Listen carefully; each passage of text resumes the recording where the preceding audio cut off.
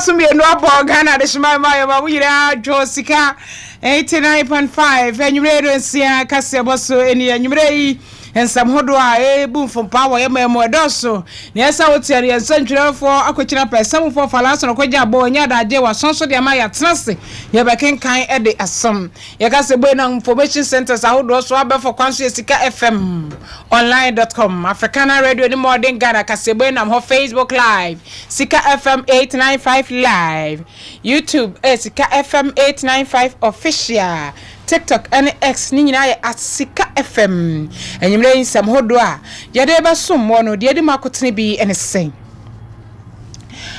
Sika samso for abedi a kire ya wonya ne ba bi kro ne ye ade atonsantwefo anim se sade ne na mframa mu se ye pausin ene obi a pausin ni kunu ama wato na no wonse do no enye no kre na edobewura mu ewo mpomdim na fiero akokon chi di hospital management o mo jese ade sia lefo mo ba wa mo nyima bi kura no mo de mti kura to mo tumi ahwe mo wontie ne yimpe fo hwe na fo mo tumi mo sa kwan so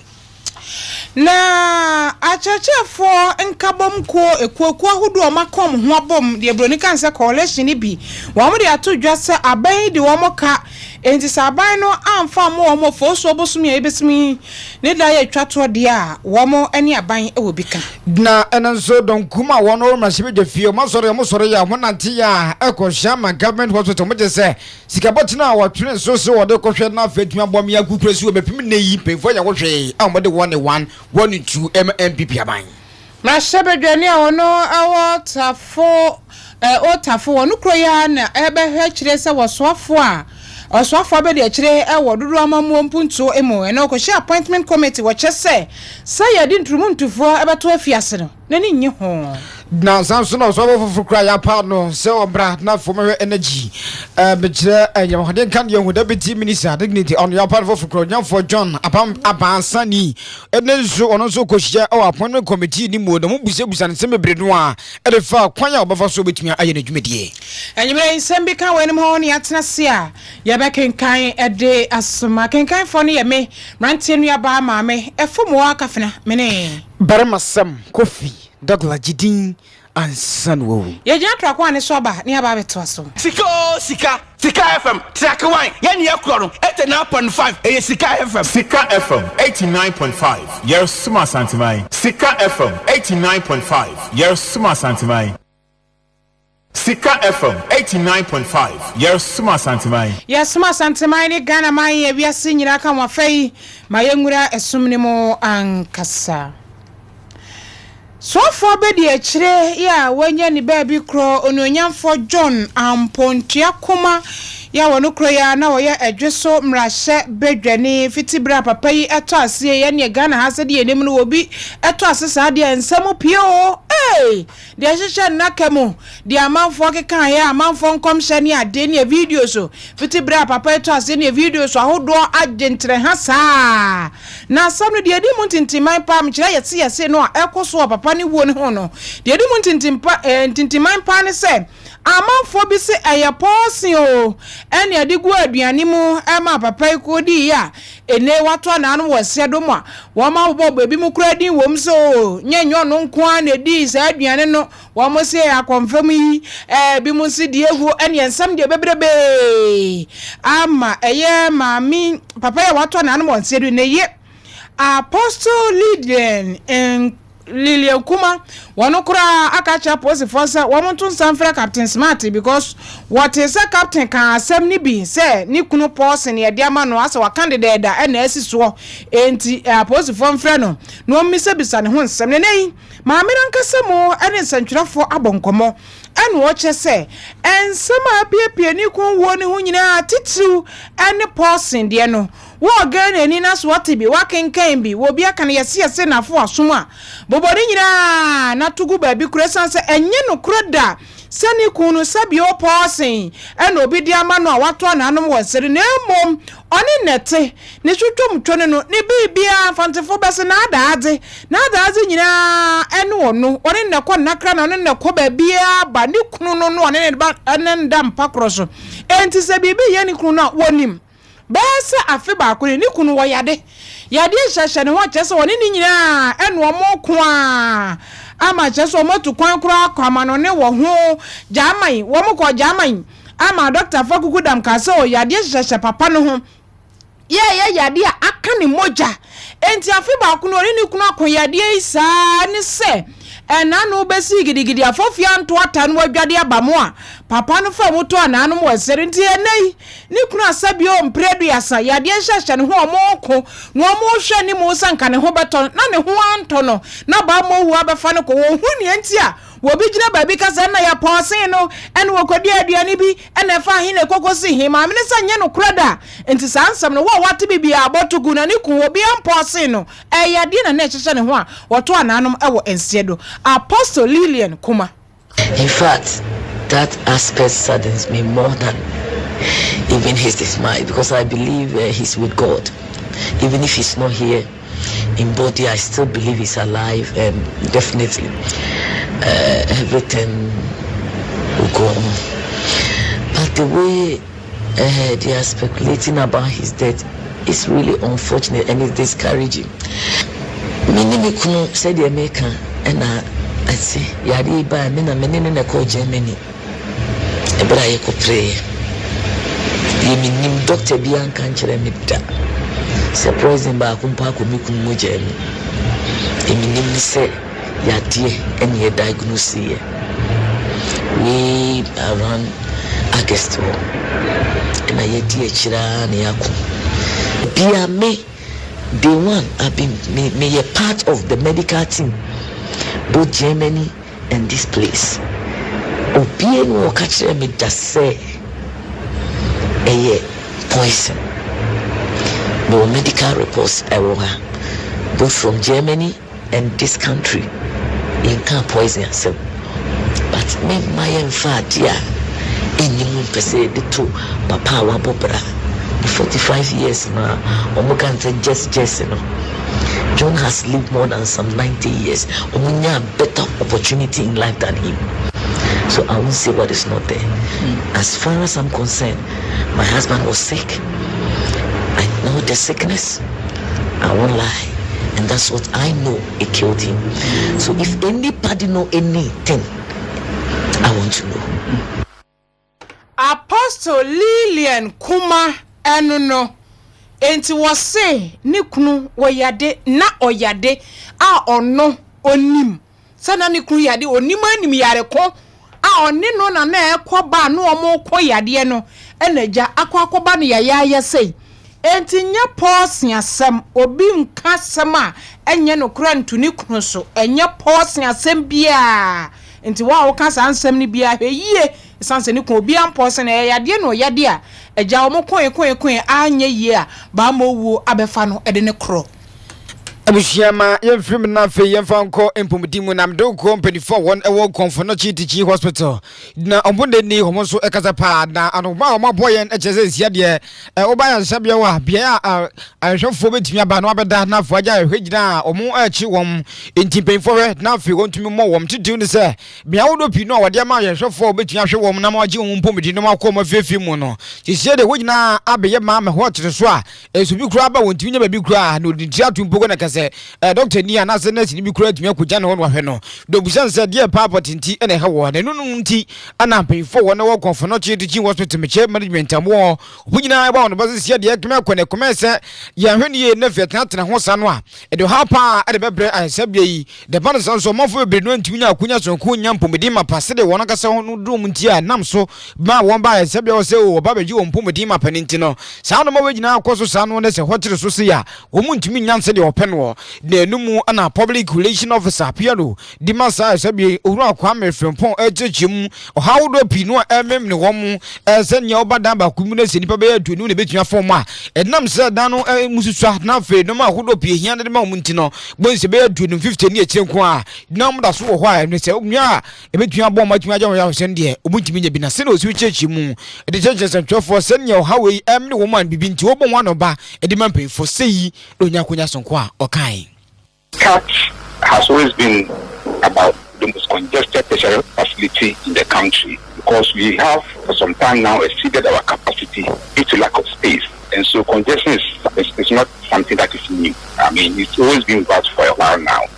And And it's so because of the fact that you are located in about the most populous region in Ghana. They do not have the complementary facilities that will support the community hospital in delivering tertiary health care. So almost every case that requires specialist and tertiary health intervention ends up at this facility. And given that we have a fixed capacity, no matter how we've tried over the years to add best onto the existing space, the problem has not been solved. Kolebu has support from other facilities because, for instance, UGMC, the RAGE, the Reserve Military Hospital, the Medina Hospital, some of the cases that are done at Kolebu, if you go there and that space that is being used for the delivery of that service is full and you are turned away, you have alternatives. But when it comes to Asante region, if we turn a patient away from Koforidua, there's no alternative. And so we are compelled to admit those patients, and that is the leading cause of the congestion that we are witnessing at the hospital. Abusiani Palatini came one on a public relation officer, Dima, Confonaji Dichin was to run Kwame from Pond, which he would tia, and you would not ever wobble and obey the chances. Yet, the Kamakwas and Sabian said in the no one pimping no Babaja cannot see the one she on pa. The moon or Serbian or just the Bialabaco or the Sierra Hone said, your project who do Pinoa was and Timan Temecana Fregina as a Cogon Coas or Henna Fubie, Sadamawina and Kiadian Codes when you Sonia Serbian Moon and Quavia, then Kahabe. To say no get me ma Emma or Honchiro said you won't see woman see and also can't the found. Just as has done in Greater Accra, everything the same population as Santa. Just one hospital providing tertiary health care is simply not practical. It is impossible for this hospital to conveniently bear this burden. So there's a need for work to be expedited on the existing first hospitals that are nearing completion, like the Military Hospital, like the Awuah, which is going to be the Asante Regional Hospital, and other district hospitals that are in their final phase of construction. The work needs to be expedited so that these hospitals can take some of the burden of Koforidua.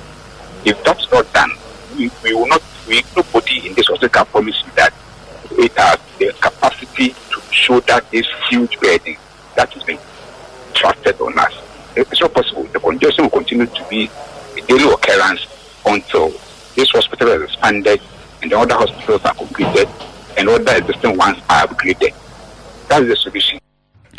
The Palatini came one on a public relation officer, Mr. Pierre Dima, Confonaji Dichin Hospital, Ura Kwame from Pond, which you send so do Pidon work gun ha, Nias and Timantana Fregina, so we will say and commit Yamboa. Now, what you know, I see about Confonaji Dichin Hospital, no, did you not as what it is Yadia or how no, Abinu Womaya, so for now, winning your baby, now one na Emosha Umumpomodimu. Yatwa nyumre no nsia kase bono eso mere ko race course na no paya ne nyan ntie se ejabrani bi ato wo race course dwonimu ma chese se de na esi ehye no nyasem keto dwumjadwum efo ekokoduru ho a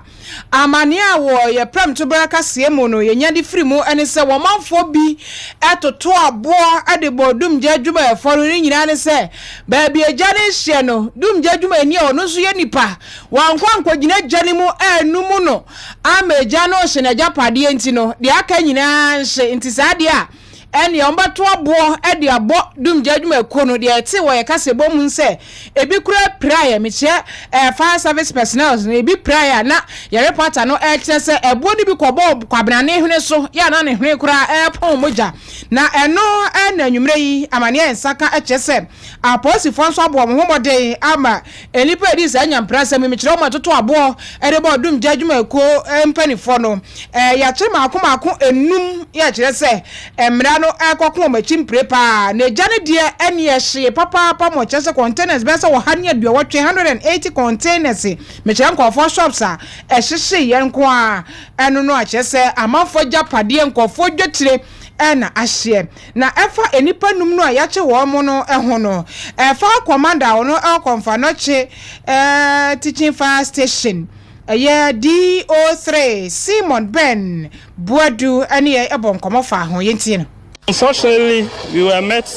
with an attack by some guys, which delayed the process of fighting the fire. We were able to calm our nerves down, so we started the firefighting within some minutes after the attack. But we were able to apprehend some 5 of these attackers, and they are currently at the police custody, both at the police post at race course here, and 2 have been sent to the Swami police station, which we want to promise your cherished viewers that we're going to pursue this to the latter, and whatever happens to them will be a deterrent to others, that the attack of firemen must stop. The end they must stop, Pampa.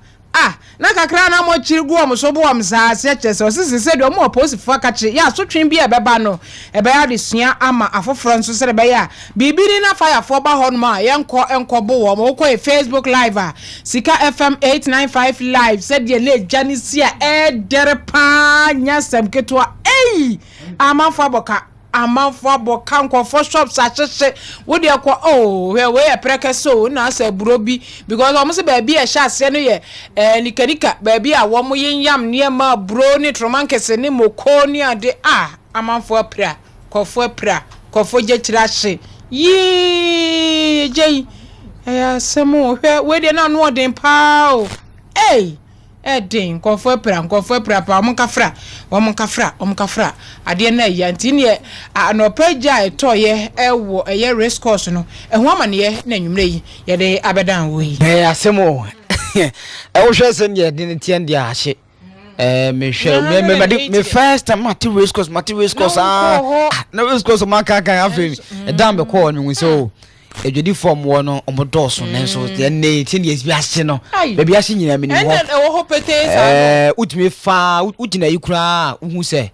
ho no da ho basasa ugina wo culture center say utimi hu sai chiri ho ho so ho bia ne de ho so pa me first time me wura wo de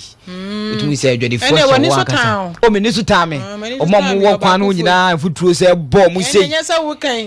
bo de ne ba che nyina futuro bo ne sa na de be wura ma hwe me bia 24 ne wo no ni nyina gugu form ewura mu afa ba bia no wo denti be mo nyina kafra dia asemo kana aba ukuta temile kwazi ya ose kopepre normal 1 2 easter sabe ba ne asemo skada hon kaska ase temile na se de me huano ne me huano emone nkwan bo bade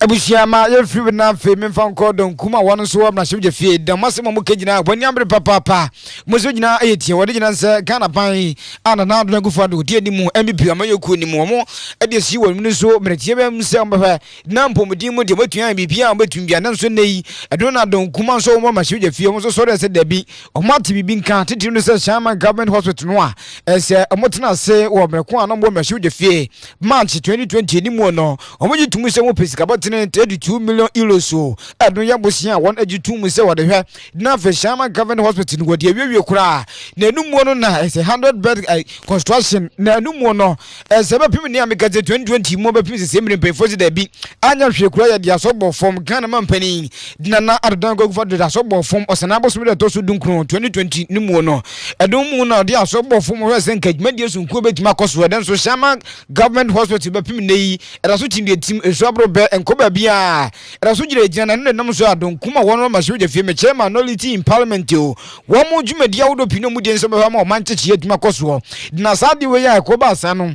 no ne sentofo di won chi se sere ba jam mehwe anya bi kura mo chese ye ne ndi fo de sore a de nim nkwan de kantie ne mu na mehwe se Shaman Government Hospital ye kan ba fi semre a Ghana pan de aso bo fo mo se na bo so do to so dun kro 2020 ni mu no ba fi nei asika botena wo jetu mu 32 million euros a na bo sia wo jetu mo mra shebe fie e jo bi ni mu da bo so ni mu no 2020 ni mo bi nei o ma hwa ne o ko ho tu mu se ho ye prada de no na ranking member a ye be ku a wote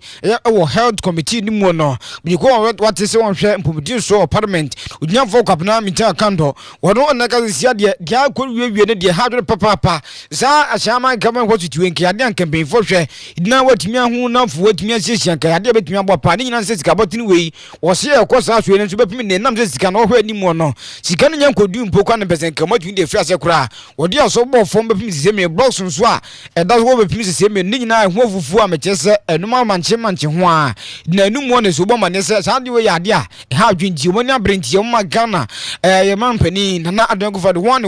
into 1 hwe de we hia man ka ben hoto ne se betia boa no man fo mo san batemo nyina mo nyina betumi ato wo na se ne amane bomu no obo de che ya ja yenya bi nso a ye de eka de che wo se ne hia man government hospital wo ni mo se nkyakopon ya adom nko betumi awie na 30 million euros abusia wo je ya wo tena se wo bachibe ye fie boni musu ni mu a 2020 mu bepim se mire a wo nwie ye no eduma ma ne bondo sisi ado mutu an mutu amokọ ho a bepim nei enu ba bia eda so ejina ba bi ejina ya to akasebo no so appointment committee of parliament wa muguso a wo mo eye vet ne meche asofo ni asofo abedi akira mampani na nado danko akufo ado ebobo wo mo din no wo mo toto mo ano a na fe mo fiti wo mo nyuma ase ne tafo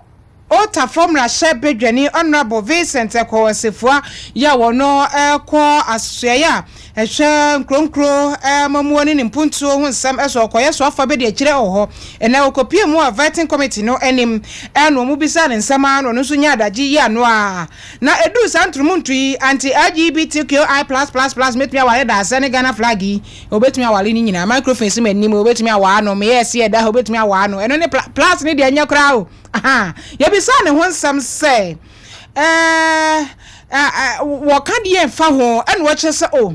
biri ni die fiti da di kan ya Sam George bo ho wa mra he badwa fi o ma ye hu adwuma besi ne ya wa ma ja tuma akase beduru mampani tebro so ne nso nkofo bia kodede akoduru koto mampani twan koto fo nyina no wa ka ye fo ne ho waji tumpa ase anya biri bi etesa na mampani agitu wi ababa ye mra wo kremu na die kan kofo nchimpre esense nyankopon bo ni wi ase no wo ba Adam ni Eve wa ma Adam ni Adam wati ase wa mo kwabena se kwabena nkoye na emom o de kwabena ni abena kwabena ni adwa kofi ni adwa sa na oye no sa na ye kama enye kwabena ni kofi tai kura ento onde wofo so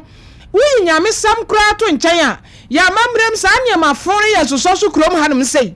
enti nyame chini yankasa nso ye chi ntundo ofo so si anya mra ye those in favor say ai waka ai nibi ya one person ade no kura wo kroma na mom biri no fano a wo mu se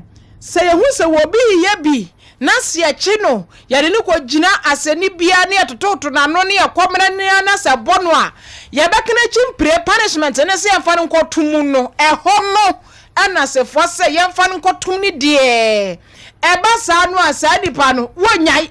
ade ye demu ade ye na kwa ko he prison ye na kwa he prison hodom no ne dan kro obekwa ko yo zanso apata bi obekwa ko da so ho hodom no a wo hunya kokosha ho a wo da obekwa ko hye ne ho na so kokosha tokro bi ma ne bekwa ko hye ho obetu obetru mu a obetu wahu enti si ade ni pan bekwa ko to afri ase de debi na mom ka ba anya bibi ti sam kwala aboni school we trumutu ya for school wahu enti onya ya ne na kwa ko to na mom ya pekwa e be fa so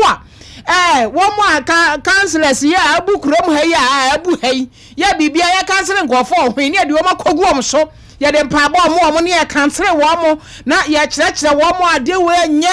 kwan papa ne da ho mo mfa ehye ho de ndi asayo backdoor ne de enyo ni ya councillor wo mo antisemfinhia miensa na ade ne bakwa kwahye ho no ma wo ya ade be pie no aye new born baby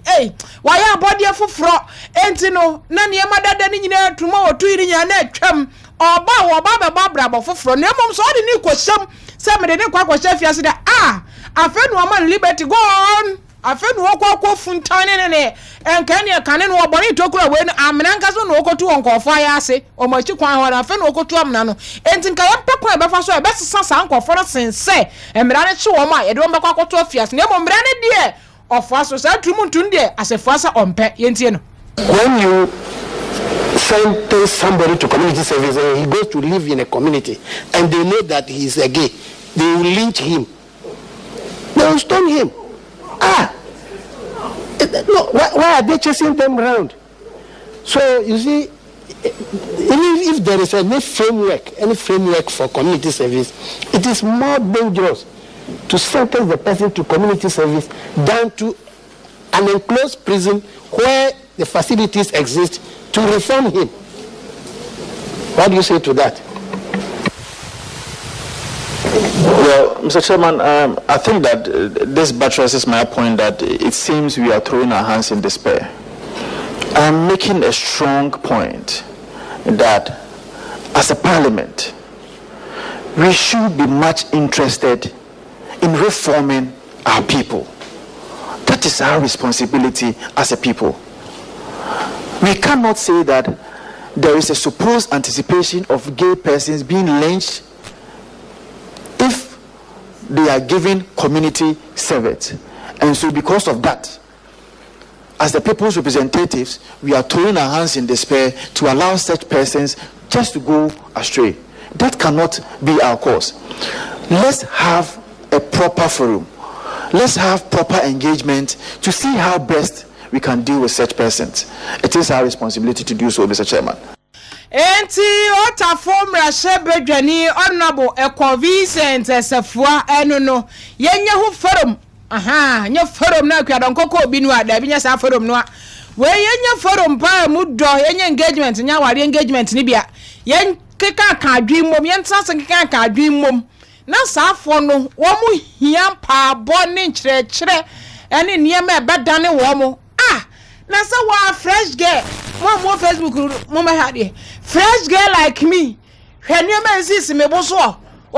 me nantu kura no enya sam keto te so obi sere na wa de wa imagine says bia fufuo so said obesi atedi amempa wasi me pagidin ani sisi bare na panta chese ne ba bia ho gidi na so kura nyamre o na so den ne nsama den ne kon ho eden ne ba bia eden from head to toe bare na gidi we bia fufuo so amanum kura bonso enya safu ase no de dabi na mom yes obi obefa gidi be mo obefa gidi na chese soro ha se no nkoye niti no nkoye eti se nipa no yemfa ne ntenase yempa hwehwa ye ne omo be kasa ye dum be fantetie bi mu ani ade a enti se nipa no nkoda fiase bosomi nsia na wotwe anase mfinhia mensa obeba no na sa adwene firi ne tim no ohu se enipa kwan edoba ho ena be ma ho akire ho a wase ni omo mo yesa ne pa de hamio na sa de we kura wo akoye dai baby de aso wo so wo soro no nje wo ha ne sia wo se ko pay dondo aba ade abo ade ade na de se wo misi ade na de se wo ye ndo aso DJ Azo wo filisa DJ Azo se ya de be na de se wo no ntu ko market ape wodi ni je tumutu ne fa wo na busia ye mfiri mu da fe ye fa convert mu sesem na deputy minister ye yidi foforo kra ya so no achesi ade ye totra no de ma energy energy mu no ene wono so convert na sibi na veti ni mu na je no so ebobu na so ma na we yo so fo be de che obekra mama agina moden kan ye tuma gina so nya for John aba sani wono ono koya ene san share na shudwa ni di momofo a wono won pon wono wa Western region na ene yi appointment committee mo be de ko ayate a yes ye mra na fe ye ntotra no wo se agina moden mu obe yo so fo be de chire na ene yi wono so hunu masan de na wakika akode akure na numu runya akonya so ko vetting committee di mo be de ko ayate yes yo hwe no ntoto no na di bre 7 na fata na Ghana mampani na adodan ko akufad wapa won se wonko na nko je asue wo celebrity tie oni se de omu eduro tie ne da so bo a obetuma na numu no ana wo busebusa won sam o vetting ni mo na ko busa won se de numu ne tuma na se panyire anya hwekro won bibia ekoso mamu dum so ne ade no maku bi koso anyina won kanima wo hu nimdie bi ana wo hu sue bi wo nimbi de etachire potetia ma Ghana fa anyina ba bia badu bia mo si aze ye hu sa no no nketenkete no ne numu no se yi eno nya konya so nko a otechie mu fa se ne na sentemu ehwa na gina so ehwa na eko. I want to find out if you have an idea the reasons for the intermittent power outages, otherwise known as doomsor, we are experiencing lately. Thank you, Mr. Chairman. Mr. Chairman, the erratic power supply is due to technical challenges and fault issues. That's ECG and Gridco are working around the clock to fix it. It's a normal issues that comes with maintenance and a correctional period that they do. And anytime they carry on such services, they have to put off some of the substations to be able to do what they have to do. And in that sense, I don't regard it as a doom saw. It's a normal practice. Thank you very much, Mr. Chairman. So, nominee, this thing has been going on intermittently since 2017 to date. Are you saying that every time the power outages are like 2-3 times a day, it's maintenance of equipment? Mr. Chairman, I haven't gone into the ministry yet. And so the question from my colleague, I don't have in-depth knowledge of it. But if I'm giving a nod and I go to the ministry, I will seek information from my minister in that regard, and then we'll take the decision and move on. And then you come back and tell us, is it? I'm sure you did some reading of the energy sector once you were nominated. Is that correct? Yeah, please. You did some research to understand the energy sector. Not in full terms. Yeah, but tell us what information you found. Briefly, give us a summary of what you read about the energy sector and what you think are the problems there, what you think you can help your minister to solve. Thank you, Mr. Chairman. A brief research that I've made since the President mentioned my name has to do with some of the functions and operations of the ministry and some few functions of also their agencies in the downstream operation and also upstream operations. Mr. Chairman, these are the brief research that I've done so far since I was nominated. Thank you very much.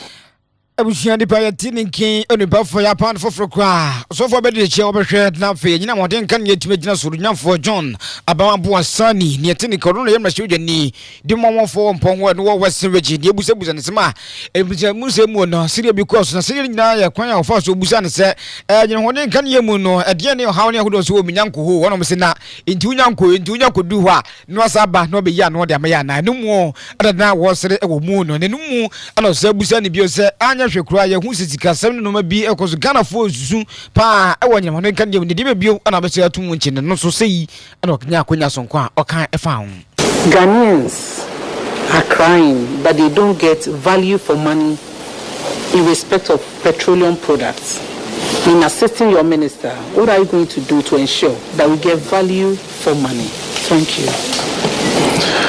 Thank you, Mr. Chairman. I've taken notice of this particular question. When I'm giving the nod, I will suggest to my minister, and then we will see how we address this issue going forward. But I know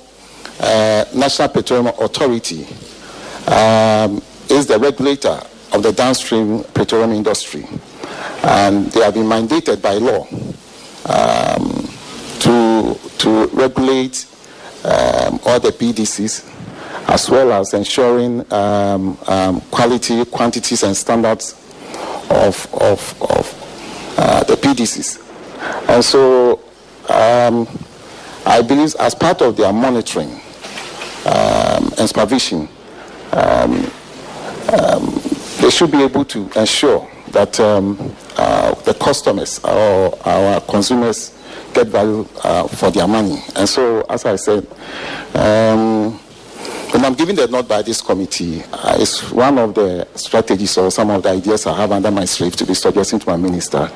for us to address them. Thank you very much. Openia Tinking, Deputy Minister, upon for cross on corner for Uncobois, Nampom, Tiwa, and the Modern Candiamuno, Intimina Sodium for John, Pam, Abua Sunny, Yetinica, walk can is Sibinan, what is yet the Ghana for, I was 10 years, Modern Candiatiano, Ebesia Netica, 73, Woman and Yan, Mono, was a most at the first animal, Quamba Surabaswa, which you are born with Chimis, Yadi, about any penino, in Abaco, Asumkumunaf, more eating Comosie, no crime of a sword between Bomasan. Wigna etu obetimi etwa ya to akasebo no eso mewra enwoma suani achechefo ho nsem emu na ya wa achechefo nkabom kwa wodo bebre ewo memu na sa nkabom kono na aka omo ho abom coalition of concerned teachers of Ghana ne fire wa asantem antem a womo na e ka kira ban se won fa so ye hwe sika sam nsam eso na chese o musika bi a atiaka mu ya ban no entuam fa ma womo ontwe ne tenten tamom chese womo ma ban no fiti sabre ya kwapem ofoso obosumi aye bewuram ne da toso aduasa me chete tie fepri wom chese bedru na so musika no ya atiaka mu na ban fa ma womo de enie ntasu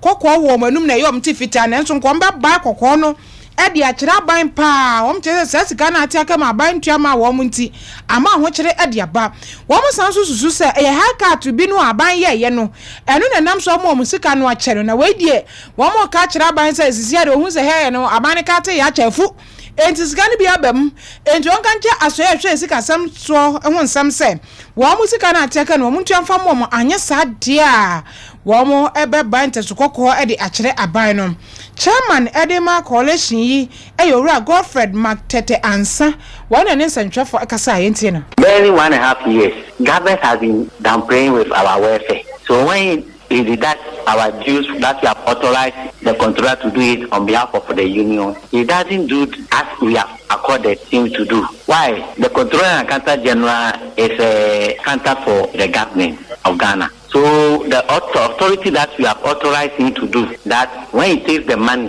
both the welfare and our mutual funds, instead of it to release the money to us to do whatever we want to do with it, it doesn't release them on time. As we speak now, the government is owing almost all the third parties. It's owing us for almost 5 to 6 months now. And we are asking that every arrears that he says in his bosom, he should kindly release them to us as soon as possible. During the engagement with the IMF, the minister came out and said there will be haircut. This haircut, we didn't understand how the haircut will be, whether it will be a down sweat or a punk or whatever haircut, we don't know. But we have come to realize that the haircut has rather gone to affect us. We have seen that because he said the haircut, why our monies are not being released to us on time. We don't want the children to suffer, the candidates, the final year students. We prepare themselves for exams. And those two who are in Form 2 and Form 1 and the Basic 2, we know what to do. Ene ati ye Kumasi chapter Coalition of Concerned Teachers of Ghana Ora Godfred Mactete Ansa Abishama yentwoso na fe yemfa kase no enko bia foforo da medoko banson kwanta no e abanse wesio da medoko banson kwanta Queen Mother hima wo edana nyako abras sikioto so biensa wonna ne yisia wakasa ne kase bina etiewa ne kase kasaya na okamra kwa na yi daba kudie so International Women's Day ni mu no edumu no so ye bi so kokura kwaso kwa wodi hia ye ma ne manfo a wo manson kwanta nyina ni wadwa kro ni nyina nwahia so womra na face ada ko ya yesu esi se ye de hwe ni da bob ma boso ni da hwa ma no so so no ya kwima do hima wo de onu so hia pa so hwe na fo kansem bi de che wom na nu mu no mafo nya akunya so ko eko nyina wo ka che won se e de tie ni hwe ko ono osuan ba tena akunya so no he wonu se ma a wo ma mu no ni ma fa na nyina titiu ni man so betem de hu nyina ese no fata na de ma kwa na ye hwe ni tutu ma jeje mu titiu de o ma wo amantemu nyana se awofo bebrenu ampempi no wonhwe nafo mo ani enko o ma adusuan wonya adusuan ko a no be hia de se no fakta bi abetundi abo ma titu ni mabawa na tumi abo mo no mo kandie mu no mo so hunu so anya hwekua no mo bibi anaso won adisonu hunu bi no sanu mo nyina ya de aze won na wo nyina watono jeje mu watono sawra mo hwe ema wani enkoso ne no na hine ohima wono wo manso kwanta na na mo tan kunya so na nyako abrasika otoso miensanya kunya so kwa wo kasa ne kase mu no kyese adewe ya hwa ba kumienu ase manyina wona yi woni wo ho na ne ya asiade asi wo de mama ne de won wa ma de nhwe hu se ya nkasa ya girl child education ada mpempi ne de ma won no ibetun akoso se de be ya de be checho mo na da chen wo mo so emfi won na kwan onya akonya so ko a okasa ya ne okasa chire mu bio de chire ya se nyinti a okasa de we nyina si yi no kai education idea eboa ma how I was say ma me for tie mbaichi so person oba edru baby a wo for na wo say tie obachi na say bi edru baby a wonya baby a den ejina. So women leading the way, empowered voices, reasons why now me choose society no me say almost say it is a man's world. I just say we are seeing na edwumade bebre ekoso bi e mema in a gym kese to your ba na say who stood who education and na say obo ho modern na utimi bedroom pempen so bia na je say e ya adum bi na e den e wo so na me person me underlining women leading the way e man no mba nyina doctors for wom soldiers for wom lawyers for wom magistrates teachers just say ni a man na omo so mo at the top of their careers motimi aba masuman e ba be kire mo stories. They are leading the way. Udi kan na obi atimi ahwe nya wo ye so na wo so wa hye ni prince minua ade no me ye emu adendie na so mampa aba san so na wo se wo so no ni wo se wo den pa aba na obo ho modern na wo so bedru na dachi bi hwe ba chia isi maka se ampa minua ye a me hwe ni so edi e call manimi sanka me pa banka baby a me gina yanka me nye den me gina nti I wanted to emphasize say women are in fact leading the way. Nti no na chese e man no ye wani so ade e den o ani so se say na oba bia mpeso betlefi because omo say no sometimes upe changes bi oba bia I was say wa no utimi a set example so you have to lead by example. So women are leading the way. We are leading the way so that society na wo generations na beba no they can have a footprint. Admiati manson kwanta manhima dada nyako abra sika otoso biensa ero nyako sonko kase serebetuan boad na ma wonkasa se de dey edu federal adam yusi wa international women's day nyako sonko ni kase mu ache butentia wo yes adwumadi oyinko a na numo ana oba santi dwabeni municipal education director Uriah Phyllis Bwati no nyako sonko no jese adeba kuni se teacher for bampetemu a mo prepa no nyako nya e kan sei to our officer. Omama woman and Messia who here. Now, woman is on call at church for I do Omba Mensimuha, I am say West District. I have no, and I'm a Juma Koso Hannington. So if you're more, Yaquine, and so our Banum Adriana who are day, and a dance of word and power. Say, you pursue a teacher for Bahas or Maya Juma, and how our Femono. Nipana de and Femian,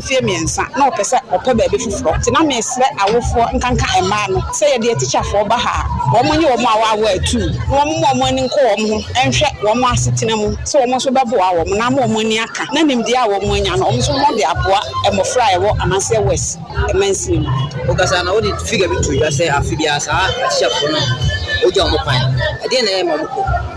The Emma a teacher for any can Hanamidi can. They did kind teacher ni sa wo be ya adwuma ye we teacher for ni bia minim teacher ni bia o kire ma de na mo class 3 otimi tena station wa kwakumi so ko retirement nti on ka se wo ko weekend but enam sa asetena wo ha na edin aduane bo edin wo ha ensu a ye nom no se wan to ensu amfiri kuma sa ji so sachet water edan so bo edin pa ha de minim se edan ya papa bia man so ni nimpotem ha wo mo de ma o mo ye adwuma wo mines ti teacher ni na katua kakra no so san de han dan ya isa na wo twi bi san ko nachi obi wo kwa no wonya ba bi ntena ti eno na ma afibia teacher for no prese omo be free ha akọ Admiati Asante Dwabin Municipal Education Director Uriah Phyllis Bwati the Tiniketia Unyakonya sonko odwumedi na se hodon so kire se de hawa hodo a achechefo bampatemu gina won FM a edu obomutia ede kire yen ya ka se bono esimo Facebook ne so Paulus kaswa Paulus yanka jedi masemo ha sanso na shama ba edina benya won de sunu osu se economy na ede yanka economy asemo ha ma de onhwehwa mo kroma aha okay yo ma menko inshaba justice was more fire also more fire ave ma menko abena ensonya meye was Ramadan Karim to all Muslims, especially Mampenia Bede Che Dr. Haji Mahmoud Bawumia Ramadan Karim. And then no more fiti Ramadan ase. Ha, to two for Yankopo Miss Rena who did the Mamunina. Kakra, Mudi Ejimudi, the Bia, the Kwawi, a panty. Did he say, I feel so the Kwawi, a pana, a mobile pie, mom may be as one Santamana Ghana Menina, Sunti, Muslimi Funina, Yakopo Shamodi, na Monia Quentin Kama pa. Nana Kramwabwate, Yanka breaking the 8 as someone, and I Kramata Peba Copeba, a year, but why, that's a papa, Panya Minstrel. Teacher could you tap in a suso, and our day abay and watch the set. Mahama, some yamudo. Frederick or some more fire, Frederick Yadasi, Yenimo pa, Yenimo and Yenimo. Baroski, as a siwa, and on so did it, dear Abbe was say no. wasofo Lilian kuma ba abonten ba be kirekire ne yenti eku ni kunu adekodi eku ni kunu nti ebra so se MPP fo mo kam ho bom na mo ya adwumade sansa aba ne sei na nka NDC fo bebi se bisam ko san bebire he ena mo koyin confirm ye die tutu ko bokina makasa mo die ntwa ko bokina ko no bra mo are se mu wei NDC fo be kan sem enso ma me ababontia be club bibia ma se sei no ko san bie ni ho nti wo hu se NDC fo ne kro mbenya campaign message mponi o because anka we no mo de ba be campaign message na ma mi nso ba be tese mi nto mani ewu enti ba ask say MPP for say mon konkoma nim monya adwumaden breaking the 8 no an esomo eno ano Starboy e de ne de aba na Starboy say e clear e wa hafo mem airport ye da se papa teacher constitution we mo ase wono so wo de Reverend Lilian Kuma de no ene de aba na wo chese ma me aba abontia ba be chichem se ni kun yade na amo ato na mo nse do enye portion asem enti teacher kudwo say enya de teacher constitution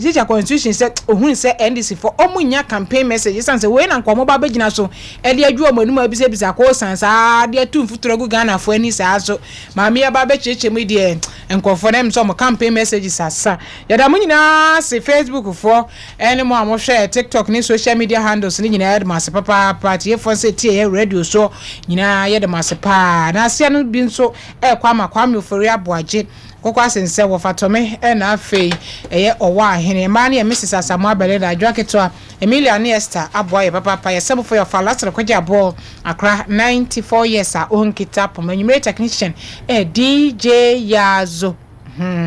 wono ena chinchin fumani nyina de amaye akenkan for ye me rantenu ya ba ma me efumwa kafena mene bere masam kofi Dr. Jidin ansano na we special birthday akwade ama Urai Helena o 10 de bia wuti sika 89.5 ne e wa woda anti special one happy birthday me po wasem pa se de won so pama asem we Jidin